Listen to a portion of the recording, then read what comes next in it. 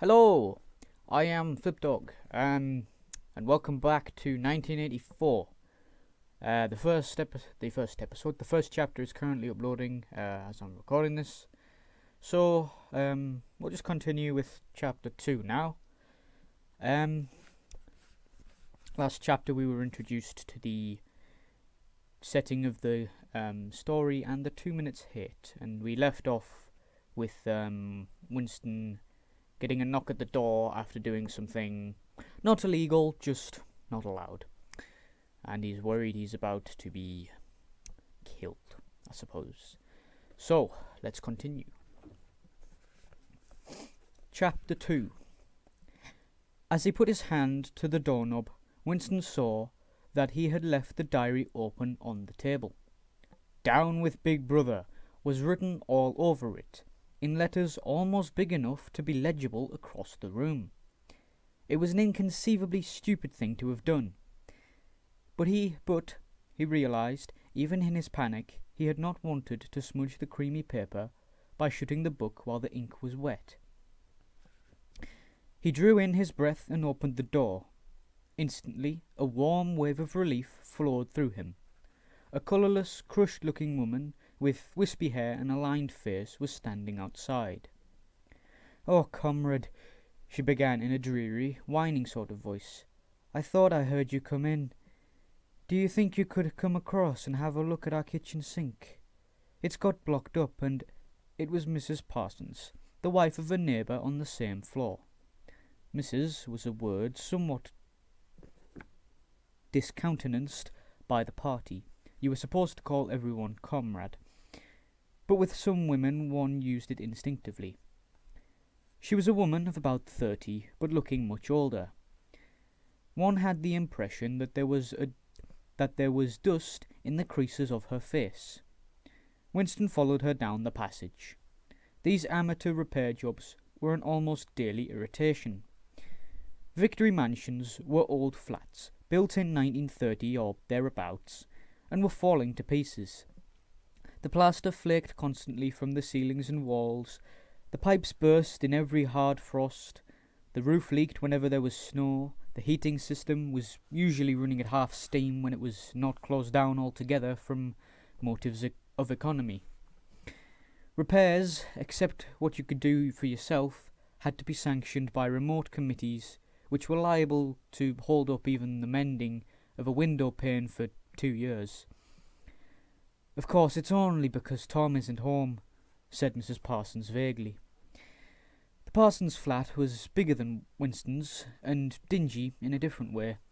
Everything was battered, trampled on look, as though the place had just been visited by some large violent animal.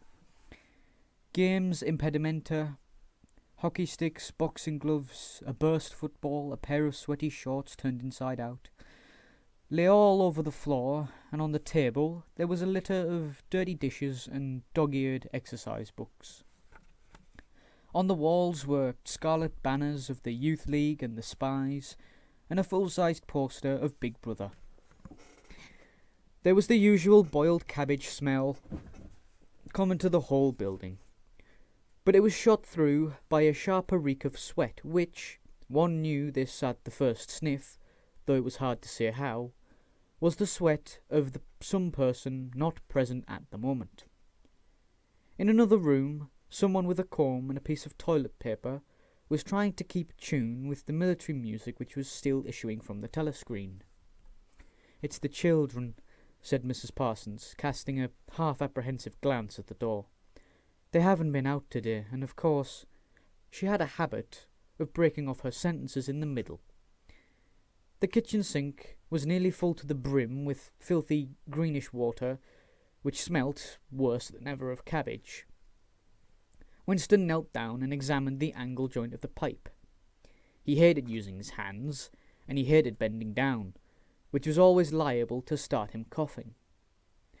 Mrs. Parsons looked on helplessly. "Of course, if Tom was home, he'd put it right in a moment," she said.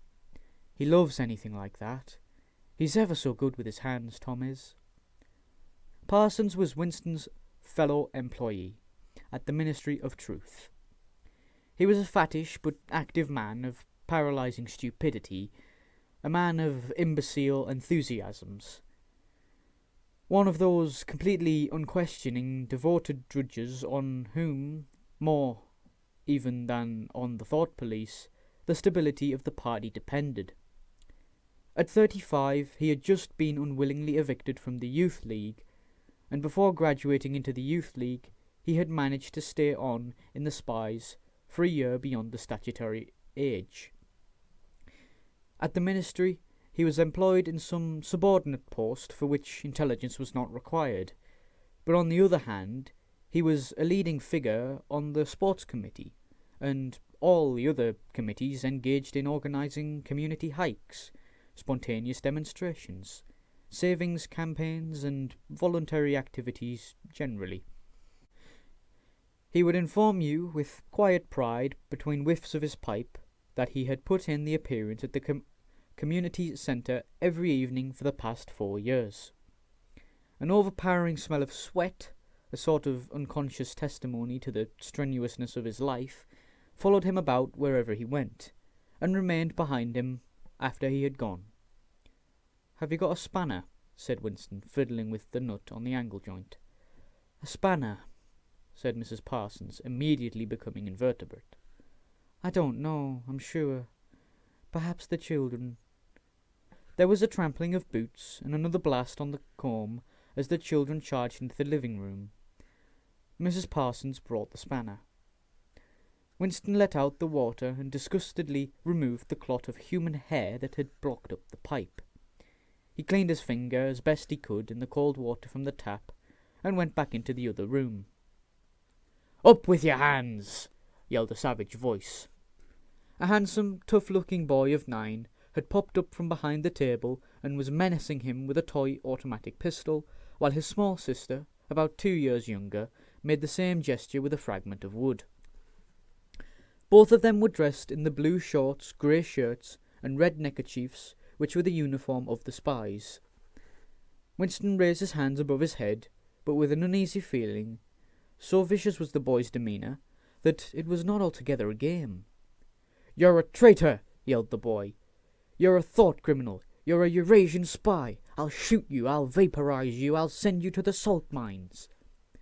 Suddenly they were both leaping round him, shouting "traitor" and "thought criminal," the little girl imitating her brother in every movement. It was somehow slightly frightening, like the gambolling of tiger cubs which will soon grow up into man-eaters. There was a sort of calculating ferocity in the boy's eye, a quite evident desire to hit or kick Winston, and a consciousness of being very nearly big enough to do so. It was a good job it was not a real pistol he was holding, Winston thought. Mrs. Parsons' eyes flitted nervously from Winston to the children and back again. In the better light of the living room, he noticed with interest that there actually was dust in the creases of her face. "They do get so noisy," she said. "They're disappointed because they couldn't go to see the hanging. That's what it is. I'm too busy to take them, and Tom won't be back from work in time." "Why can't we go and see the hanging?" roared the boy in his huge voice. "Want to see the hanging! Want to see the hanging!" chanted the little girl, still capering round. Some Eurasian prisoners, guilty of war crimes, were to be hanged in the park that evening, Winston remembered. This happened about once a month, and was a popular spectacle. Children always clamoured to be taken to see it. He took his leave of Mrs. Parsons and made for the door. But he had not gone 6 steps down the passage when something hit the back of his neck in an agonizingly painful blow. It was as though a red-hot wire had been jabbed into him. He spun round just in time to see Mrs. Parsons dragging her son back into the doorway while the boy pocketed a catapult. "Goldstein!" bellowed the boy as the door closed on him. But what struck Winston was the look of helpless fright on the woman's greyish face. Back in the flat, he stepped quickly past the telescreen and sat down at the table again, still rubbing his neck. The music from the telescreen had stopped. Instead, a clipped military voice was reading out, with a sort of brutal relish, a description of the armaments of the new floating fortress which had just been anchored between Iceland and the Faroe Islands. With those children, he thought, that wretched woman must lead a life of terror. Another year, 2 years, and they would be watching her night and day for symptoms of unorthodoxy. Nearly all children nowadays were horrible. What was worst of all was that, by means of such organizations as the spies, they were systematically turned into ungovernable little savages. And yet this produced in them no tendency whatsoever to rebel against the discipline of the party. On the contrary, they adored the party and everything connected with it. The songs, the processions, the banners, the hiking, the drilling with dummy rifles, the yelling of slogans, the worship of Big Brother. It was all a sort of glorious game to them. All their ferocity was turned outwards, against the enemies of the state, against foreigners, traitors, saboteurs, thought criminals. It was almost normal for people over 30 to be frightened of their own children. And with good reason, for hardly a week passed in which the Times did not carry a paragraph describing how some eavesdropping little sneak, child hero was the phrase generally used, had overheard some compromising remark and denounced his parents to the thought police. The sting of the catapult bullet had worn off. He picked up his pen half-heartedly, wondering whether he could find something more to write in the diary. Suddenly he began thinking of O'Brien again. Years ago, how long was it? 7 years it must be. He had dreamed that he was walking through a pitch-dark room, and someone sitting to one side of him had said as he passed, "We shall meet again in the place where there is no darkness." It was very quietly said, almost casually, a statement, not a command. He had walked on without pausing. What was curious was, at the time, in the dream, the words had not made much impression on him. It was only later, and by degrees, that they had seemed to take on significance. He could not now remember whether it was before or after having the dream that he had seen O'Brien for the first time, nor could he remember when he had first identified the voice as O'Brien's. But at any rate, the identification existed. It was O'Brien who had spoken to him out of the dark. Winston had never been able to feel sure, even after this morning's flash of the eyes. It was still impossible to be sure whether O'Brien was a friend or an enemy. Nor did it even seem to matter greatly. There was a link of understanding between them, more important than affection or partisanship. "We shall meet in the place where there is no darkness," he had said. Winston did not know what it meant, only that in some way or another it would come true. The voice from the telescreen paused. A trumpet call, clear and beautiful, floated into the stagnant air. The voice continued raspingly. "Attention! Your attention, please! A news flash has this moment arrived from the Malabar front. Our forces in South India have won a glorious victory. I am authorized to say that the action we are now reporting may well bring the war within measurable distance of its end. Here is the news flash." Bad news coming, thought Winston. And sure enough, following on a gory description of the annihilation of a Eurasian army, with stupendous figures of killed and prisoners, came the announcement that, as from next week, the chocolate ration would be reduced from 30 grams to 20. Winston belched again.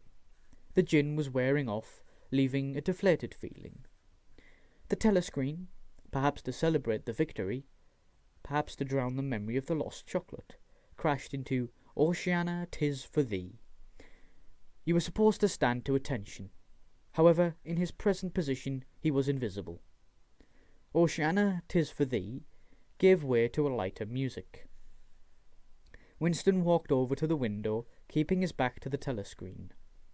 The day was still cold and clear. Somewhere far away a rocket bomb exploded with a dull, reverberating roar.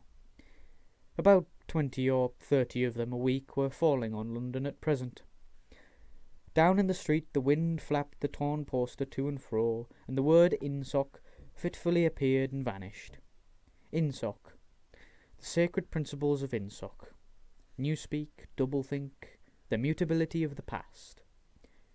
He felt as though he were wandering in the forests of the sea bottom, lost in a monstrous world where he himself was the monster. He was alone. The past was dead, the future was unimaginable. What certainty had he that a single human creature now living was on his side? And what way of knowing that the dominion of the party would not endure forever? Like an answer, the three slogans of the white face of the Ministry of Truth came back at him. War is peace. Freedom is slavery. Ignorance is strength. He took a 25-cent piece out of his pocket. There, too, in tiny clear lettering, the same slogans were inscribed, and on the other face of the coin, the head of Big Brother. Even from the coin, the eyes pursued you. On coins, on stamps, on the covers of books, on banners, on posters, and on the wrapping of a cigarette packet. Everywhere. Always the eyes watching you, and the voice enveloping you. Asleep or awake, working or eating, indoors or out of doors, in the bath or in the bed. No escape. Nothing was your own except for the few cubic centimetres inside your skull. The sun had shifted round, and the myriad windows of the Ministry of Truth, with the light no longer shining on them, looked grim as the loopholes of a fortress. His heart quailed before the enormous pyramidal shape. It was too strong, it could not be stormed. 1,000 rocket bombs would not batter it down. He wondered again for whom he was writing the diary. For the future? For the past? For an age that might be imaginary. And in front of him there lay not death but annihilation. The diary would be reduced to ashes and himself to vapour. Only the thought police would read what he had written before they wiped it out of existence and out of memory. How could you make appeal to the future when not a trace of you, not even an anonymous word scribbled on a piece of paper, could physically survive? The telescreen struck 14. He must leave in 10 minutes. He had to be back at work by 14:30. Curiously, the chiming of the hour seemed to have put new heart into him. He was a lonely ghost uttering a truth that nobody would ever hear. But so long as he uttered it, in some obscure way, the continuity was not broken. It was not by making yourself heard, but by staying sane, that you carried on the human heritage. He went back to the table, dipped his pen, and wrote, "To the future or to the past, to a time when thought is free, when men are different from one another and do not live alone, to a time when truth exists and what is done cannot be undone, from the age of uniformity, from the age of solitude, from the age of Big Brother, from the age of doublethink. Greetings." He was already dead, he reflected. It seemed to him that it was only now, when he had begun to be able to formulate his thoughts, that he had taken the decisive step. The consequences of every act are included in the act itself. He wrote, "Thought crime does not entail death. Thought crime is death." Now that he had recognized himself as a dead man, it became important to stay alive as long as possible. 2 fingers of his right hand were ink-stained. It was exactly the kind of detail that might betray you. Some nosing zealot in the ministry, a woman probably, someone like the little sandy-haired woman or the dark-haired girl from the fiction department, might start wondering why he had been writing during the lunch interval, why he had used an old-fashioned pen, what he had been writing, and then drop a hint in the appropriate quarter. He went to the bathroom and carefully scrubbed the ink away with the gritty dark brown soap, which rasped your skin like sandpaper, and was therefore well adapted for this purpose. He put the diary away in the drawer. It was quite useless to think of hiding it, but he could at least make sure whether or not its existence had been discovered. A hair laid across the page ends was too obvious. With the tip of his finger, he picked up an unidentifiable grain of whitish dust and deposited it on the corner of the cover, where it was bound to be shaken off if the book was moved. And that was chapter 2. Yep, nowhere nearly as long as the first chapter. Only 21 minutes we've been recording, and probably only talking, or reading rather, for 18, 19 minutes. But yeah, that was quite good. I enjoyed that. We've learned a little bit more. He's got some neighbours. Children are dangerous in this world because they're easily manipulated by the government, and they are not afraid to dob in their parents, because they believe it's the right thing to do, I suppose. Winston has decided that thought crime doesn't mean you will die. Thought crime is you dying, apparently. We're still yet to fully understand whatever thought crime is, but yeah, this is going good. I'm enjoying this. I hope you are too. And yeah, that's all from me today, so goodbye.